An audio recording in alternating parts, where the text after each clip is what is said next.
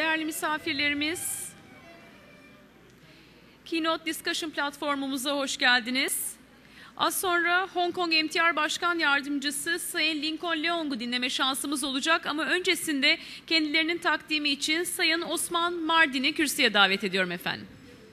Well, ladies and gentlemen, I'm very honored to be able to welcome to Turkey one of the global leaders of his field, the Deputy Chief Executive of Hong Kong MTR, Mr. Leong, who has driven the Hong Kong MTR strategy, especially its rail and mall strategy, which he's going to speak about, for the past 10 years.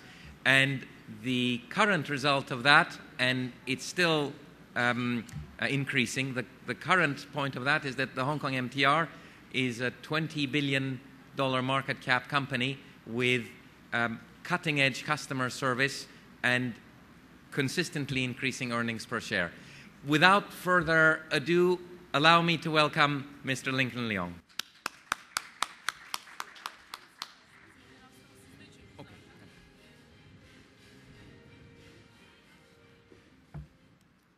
Thank you, Osman. Good afternoon, ladies and gentlemen. Firstly, I'd like to thank the sponsor of this conference. It really has been a superb conference, and it's great to be back in Istanbul. What I'd like to do over the next 20 minutes or so is to give you an introduction to the company I work for, MTR, talk a little bit about our business model, which, as Osman had said, is rail as well as property development, and then talk a little bit more about the stakeholder relationships that we have, particularly with our largest shareholder, the Hong Kong government. What I'd like to do is really to start off by way of history, where MTR started, getting on to 30 years ago. You can see from this chart that we started as a wholly owned entity of Hong Kong government. Our first rail line was built in Hong Kong, finished in 1979. It's now 30-odd years old. Quite soon after that, we embarked on property development, which will be above our rail stations. Then we added what we call station commercial activities. These are advertising shops and stations that sell anything from Starbucks coffee to dry cleaning. We were listed on the Hong Kong Stock Exchange and semi-privatized by the Hong Kong government in the year 2000. Hong Kong government still remains our largest shareholder. We started our expansion outside of Hong Kong. Today we operate in 6 cities outside of Hong Kong. We started that expansion in 2003. And lastly, in 2007, we merged with the other rail company in Hong Kong, KCRC. The other rail company is wholly owned by Hong Kong government, was wholly owned by Hong Kong government. We merged with them, became one company. Before talking more about our company, what I'd like to do is to describe our business model, the rail and property model. The first question is, why do we need such a model in the first place? You can see from this chart that rail development is unlike many other projects. There's very heavy capital expenditure, that red line you see there, in the initial years. That heavy capital expenditure lasts throughout the life of the rail development. There are significant upgrading and enhancements that's required across the system as the system ages. This is very unlike a normal operating company where there would be relatively smaller capital expenditure up front and steady returns thereafter. That is highlighted in the blue line that you see on that chart. However, what we found is that rail development, passenger rail development, creates a lot of external benefits.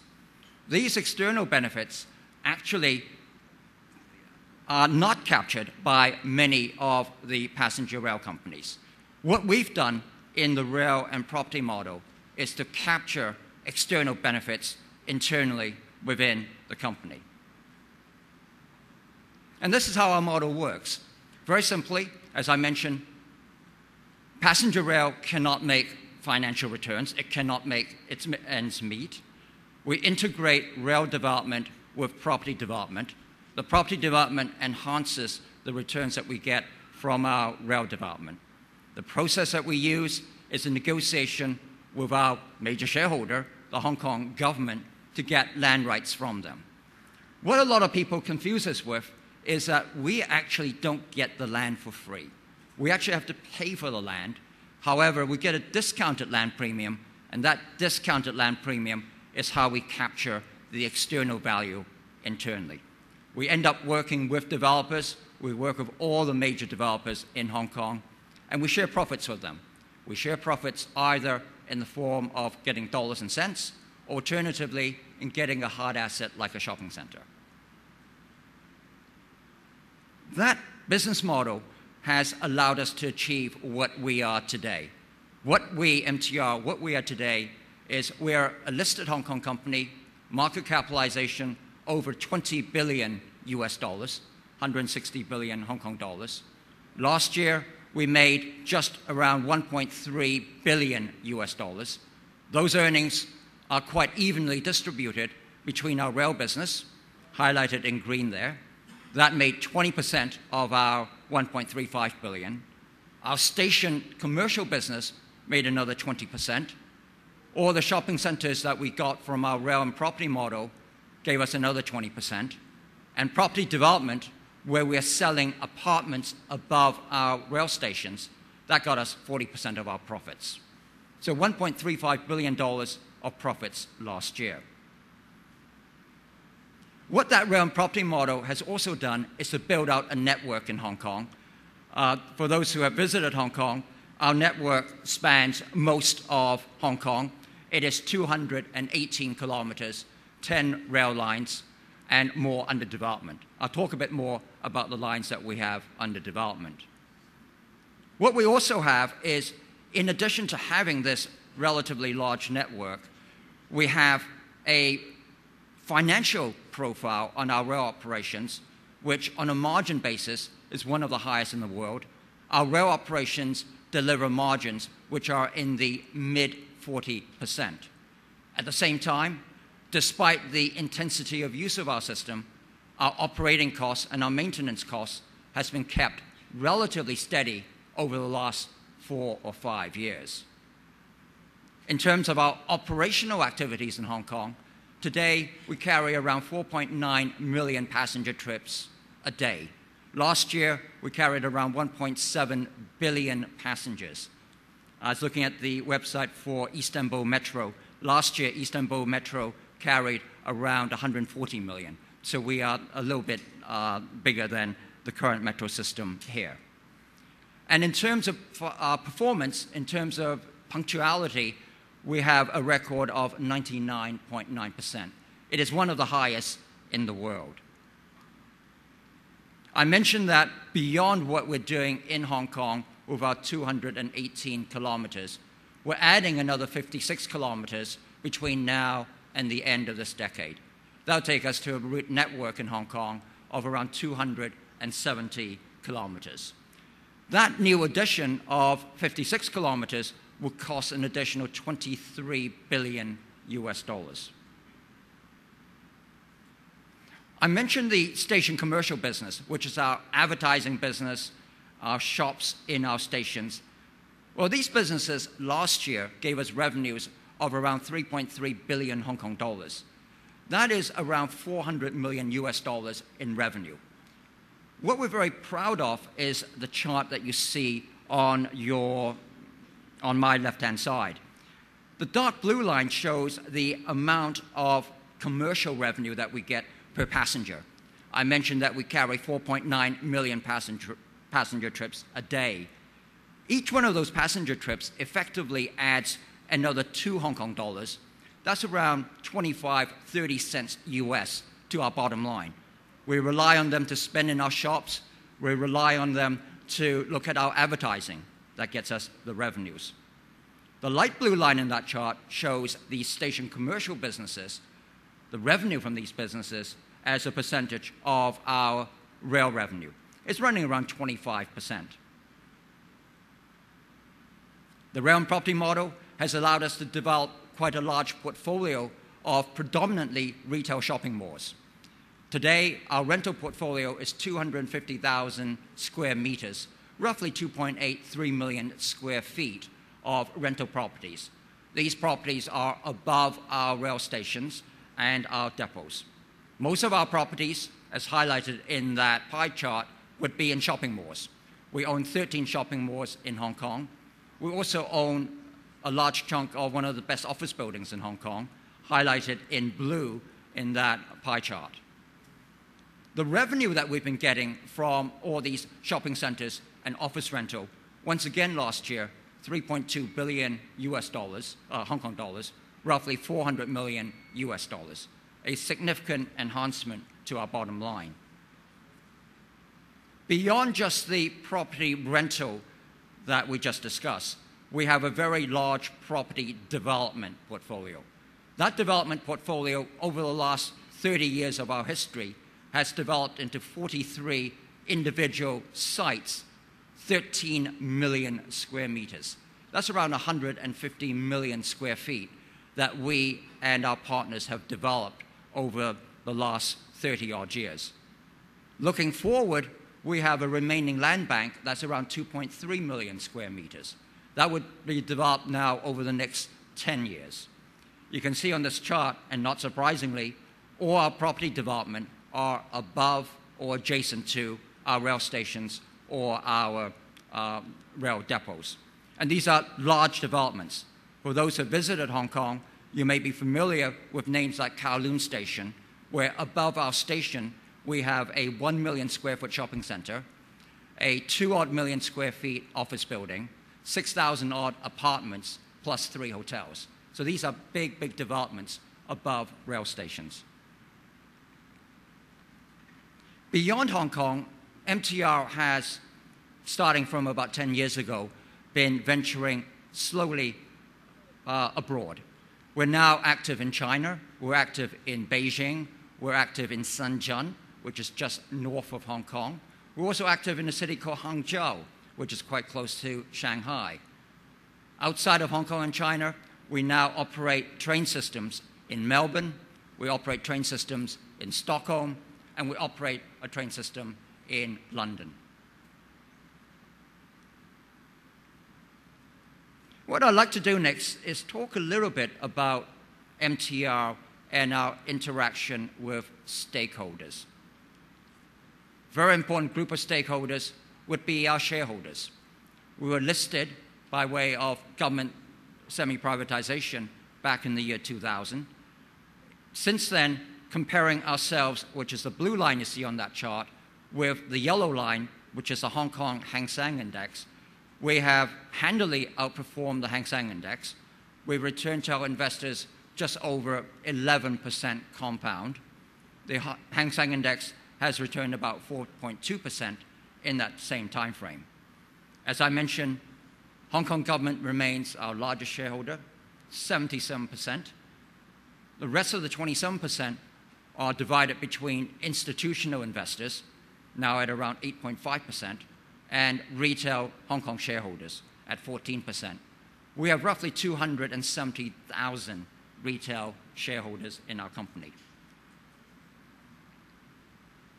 Another very important stakeholder for MTR is Hong Kong government, who, in addition to being our largest shareholder at 77%, is also our policy maker as well as our regulator.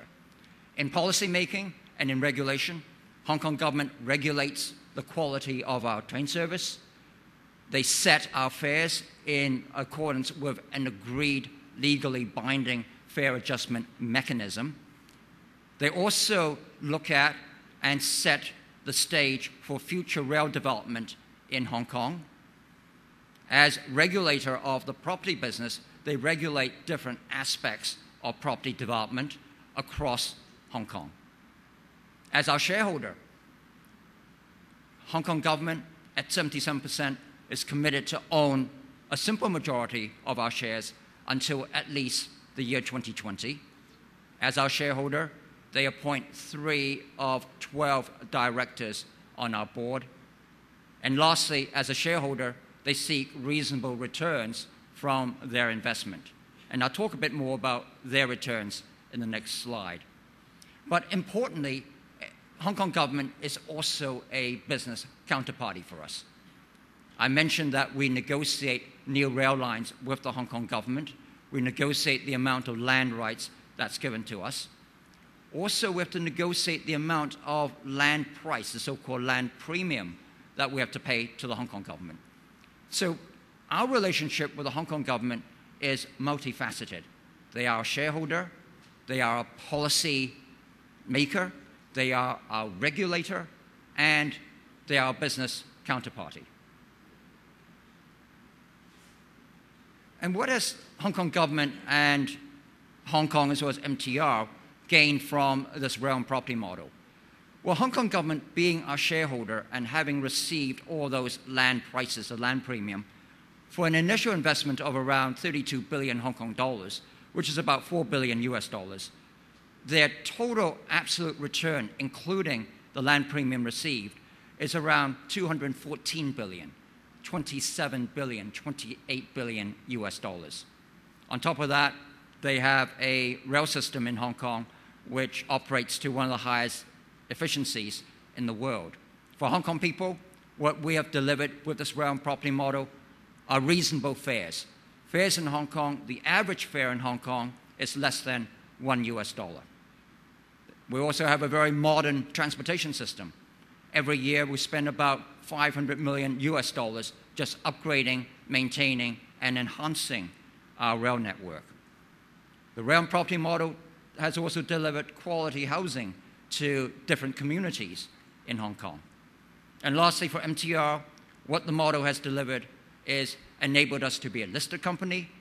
It's given our shareholders reasonable returns. And because of that, we have relatively and good staff morale and a very dedicated workforce. So with that, I'd like to thank you very much.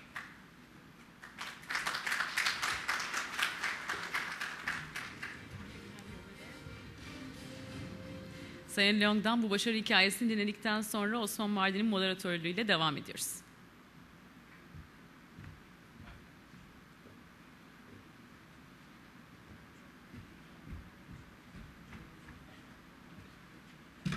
Oh, that one. Okay. Lincoln, thank you very much for a most enlightening talk on how a company can be both state-controlled and deliver superior shareholder returns. I have a few questions that occurred to me that I'd like to address to you, if I may. The first is to flesh out a little bit more that dichotomy between state control on the one hand and superior service and increasing shareholder returns on the other. Can you share with us a few additional flavors of how you've been able to make that happen in terms of corporate governance, organization, etc.? I think, Osman, one of the first comments is state control, enhancement of service, shareholder return. These things do not conflict with each other. We believe that enhancing service also enhances shareholder return. Enhancement of service allows us to carry more passengers, would encourage more passengers to use our network. That enhances profitability. So we see this as a virtuous circle. It's a virtuous circle of service quality improvement, knowing what our customer wants and requires, delivering that, and hence delivering value also to our investors. Thank you very much. On another theme, as you map out your growth, do you work with city planners and municipalities about the construction of new neighborhoods? Is that a cooperation that you also embark upon? Yes, we do. The Hong Kong government, being the policy maker, decides where to put the rail lines in Hong Kong. We work with Hong Kong government in looking at what we call the alignment, details of how the line shapes, and look at what opportunities there are to build new towns along those alignments. So we work very closely with government as our policy maker. We also work closely with the district, who are interested in looking at issues like development, scale of development, environmental protection. So we work with many different stakeholders in the implementation and building of a rail line. Thank you very much, Lincoln. Completely different topic. There must be a very positive environmental impact of the work that you do. Probably difficult to measure in terms of cars not used or something like that, but are there any anecdotal indications that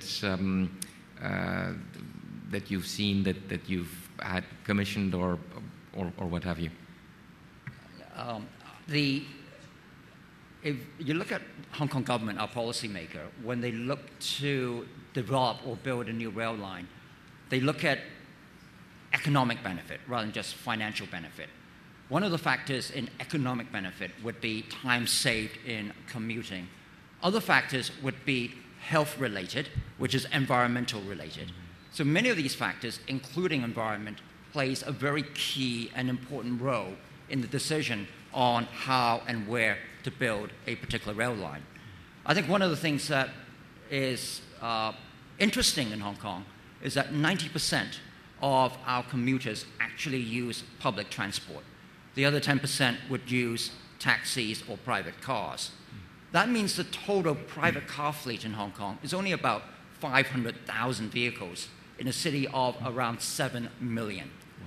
To give you an example or comparison, Beijing, which, as you know, is the capital of China, every month they approve the equivalent of 10,000 cars just to keep a population of roughly 20 million people moving. So by having an efficient mass transportation system, what the government has managed to do is to reduce congestion, reduce pollution, which ultimately adds value to the city and the country at large. So I guess there's a real reinforcing cooperation with the policymakers and yourselves, which makes it a stronger path going forward for the community and for yourself. I think that's right, Osman. And if one looks at you mentioned some of the ingredients of success. I think for MTR, some of our ingredients for success as a listed company, but also with the government as a major shareholder, is corporate governance. I think not only do we practice a high standard of corporate governance, our major shareholder, Hong Kong government, also abides by a high level of corporate governance.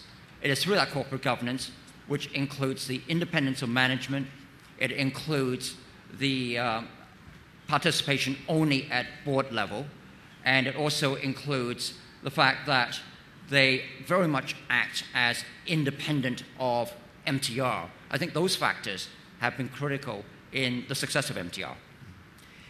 As you look towards international expansion, what factors do you bear in mind? You're in a very diverse set of cities outside of your home base. How do you look at that question? In our international expansion, we're very focused in certain geographies. First and foremost, just north of Hong Kong, China gives us lots of opportunities. Many cities in China are building rail systems, and many cities in China are looking for a sustainable financial model for them to enhance and continue this construction. I think beyond China, beyond the mainland of China, we're active now in Australia. We'll continue to grow our footprint there. We're active in the Scandinavian countries, as well as in the UK.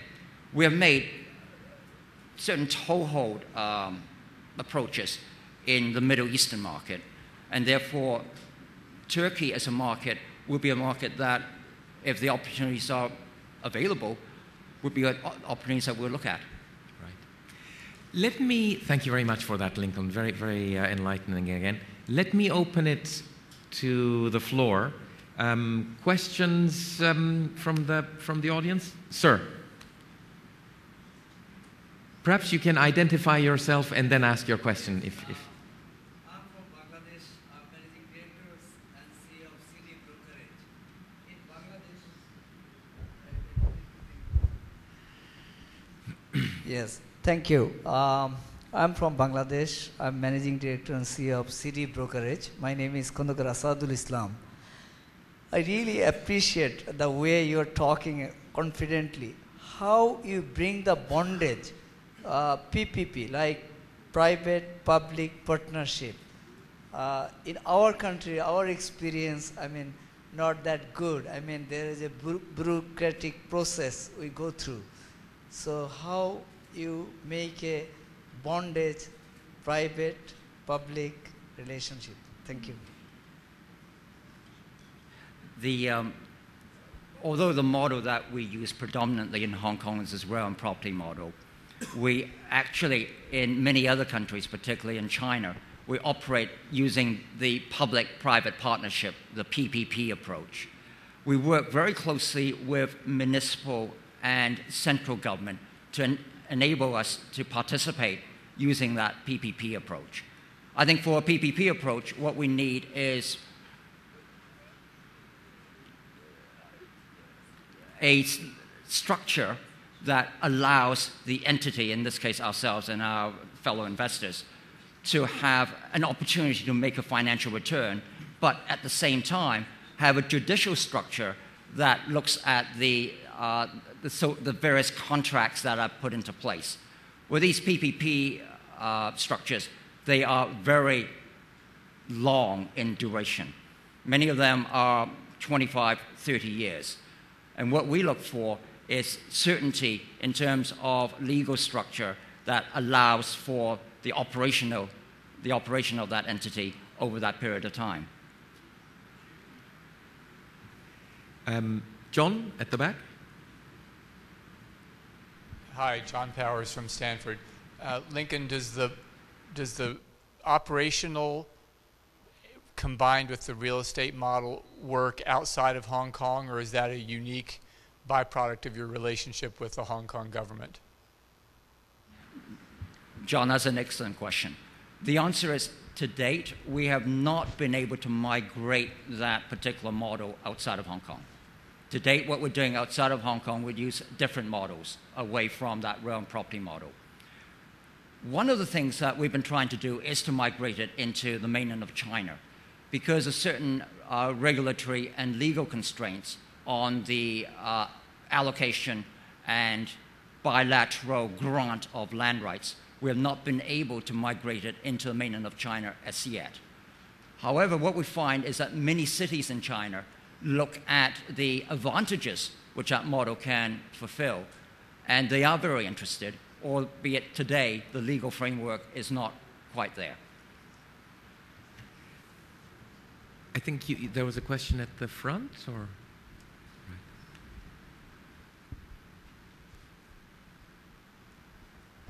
Yes, thank you, Lincoln. I think this was fascinating. And I also thank Osman Bey for this. A very simple question. Is there any hurdle rate that you use to decide whether to go or not with a project, with and without the property bonus, let's say? What are the rates that you are using? Yes, there are hurdle rates that we use to assess the financial viability of projects for MTR. At the time of our listing, what was stated is that, particularly in Hong Kong, we look for hurdle rates, which is our weighted average cost of capital, our WACC, plus a spread of between 1% and 3%. So that would be the hurdle that we would assess projects against, our weighted average cost of capital plus a spread of 1 to 3%. That is with property, correct. So we're taking, for that type of return, we're taking the risk on both the building and the operation of the rail, as well as some risk on the property side. The WACCs that analysts that look at our company, the type of WACCs that they are using or they are assessing is somewhere between 7 and 8.5%.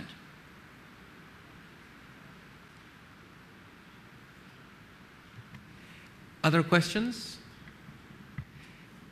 Well, at this point in the proceedings, therefore, it just remains for me, Lincoln, to thank you very much for having come here for us, all the way from Hong Kong, to share with us your most interesting experience of the last 10 years, where you've truly driven and created a very unique global leader in your field. Congratulations, and thank you very much. Thank you.